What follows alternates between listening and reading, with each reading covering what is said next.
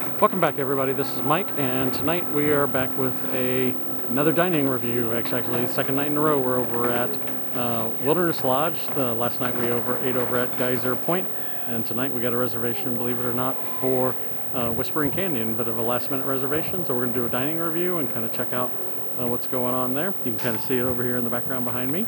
It's Carla, myself, and the girls all in tow. So let's get to it. So if you're not familiar with Whispering Canyon, it's a little bit like 50's Primetime Cafe in that the wait staff is known to have a bit of a bite. They'll give you a hard time, antagonize you a little bit, all in good fun. It's nothing mean. They have toned it down here in the last, I don't know, probably 2 or 3 years. But you should know that you will get a little bit of a hard time from the waiters and waitresses here. But like I said, it's all in good fun. Here's a little bit of a shot of the interior kind of from a distance. And our table's ready now, so we're going to go ahead and go inside and we'll see you in there. This is what the inside of Wilderness Lodge, or not Wilderness Lodge, but Whispering Canyon looks like. It's a pretty open air thing. Lots of space right now, as you can see, because this is COVID, and so they're socially distancing, which we appreciate. How big it is. All right, so one quick little thing, like most restaurants around here, at least sit-down ones at Disney right now, don't get really a menu per se. You get this little placard flyer thing, and you scan the QR code that's right there, and it will pop up the website on Disney.com or WaltDisneyWorld.com. That will show you the menu and what all is available. They'll accept that as what you can see here in Carla's hand, as this is the allergy menu, so they still do hand you a paper version of that. I don't think you got one like that at Geyser Point last night, right? No, yeah, they just talked to the chef. Yeah, so maybe you're getting that at certain restaurants and not others, but it's something to keep out on. But this is how the main menu comes. So at Whispering Canyon, one of the things they have are milkshakes. They have, I believe, Elsa, correct me if I'm wrong, said they have strawberry, vanilla, chocolate, and caramel, right? Those were all the flavors, yeah. And so what you see here is, this is the chocolate, and this is the caramel. And I told the girls they had to pay the daddy tax already so I could sample it before I recorded this, but the chocolate is good. I actually enjoyed it. I'm not always a huge chocolate fan, but this is a good light kind of flavor. It's not overly heavy in my mind. But that caramel is awesome, like unbelievably good. I would definitely get that for myself if I didn't have this bad boy over here, which is a watermelon margarita. I haven't taken a taste of it, so let me do that real quick.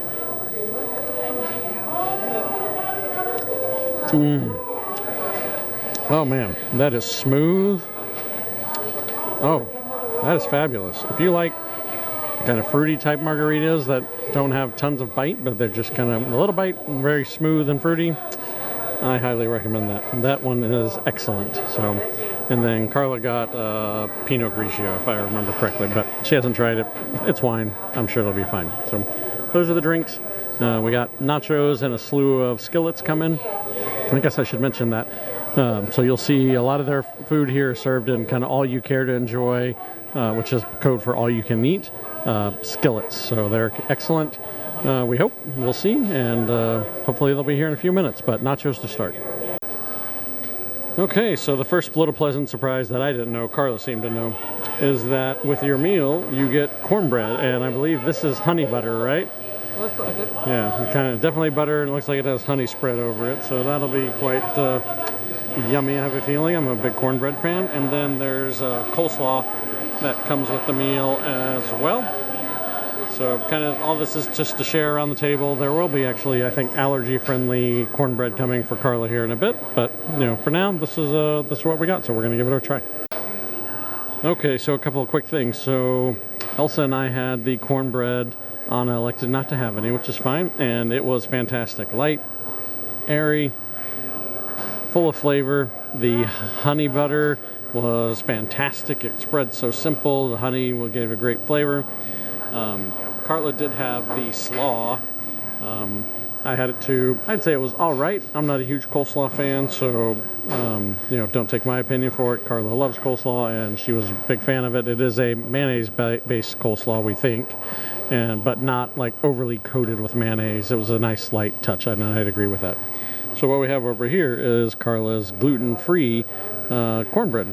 So you can see it here. It looks kind of a little bit more maybe like a cake almost to me, but it is indeed supposed to be gluten-free cornbread.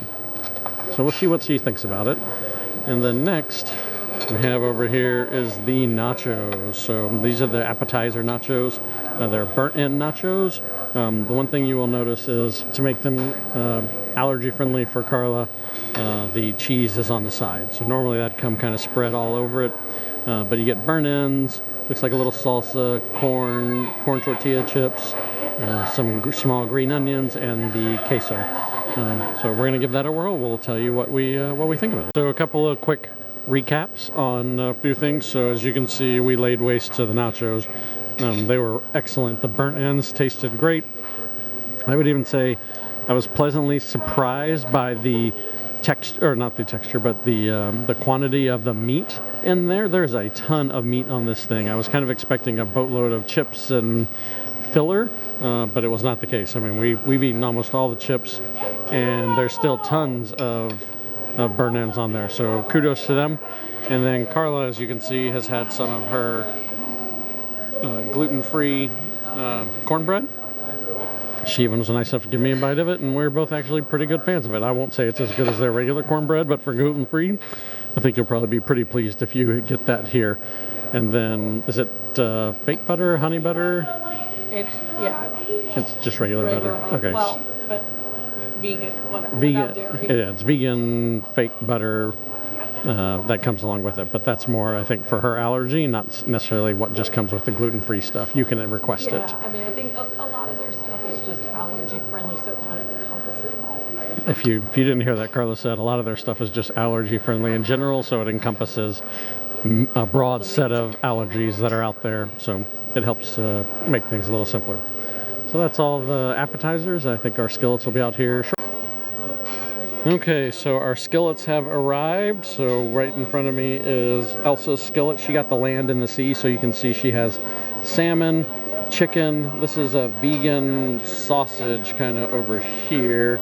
And then you've got carrots, green beans, and cauliflower, and I think maybe roasted potatoes that come with it. So it's a pretty healthy set of food for a 10-year-old. It's quite a bit of food.